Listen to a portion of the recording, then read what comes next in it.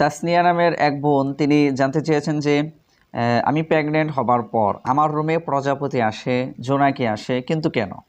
প্রিয় বোন দেখেন, এটা হচ্ছে আপনার ধারণা যে আপনি গর্ভবতী থাকা অবস্থায় বা আপনি প্রেগনেন্ট অবস্থায় আপনার ঘরে প্রজাপতি আসছে বা ফড়িং আসছে, এগুলো হচ্ছে আপনার ধারণা।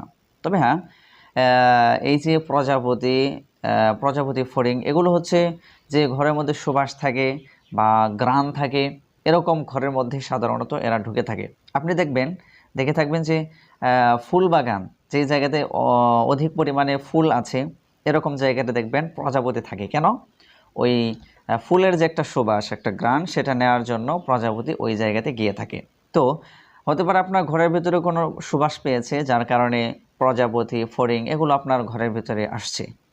তবে হ্যাঁ, এটার সঙ্গে আপনার গর্ভবতী হওয়ার সঙ্গে এই প্রজাপতি আসার সঙ্গে কোনো সম্পর্ক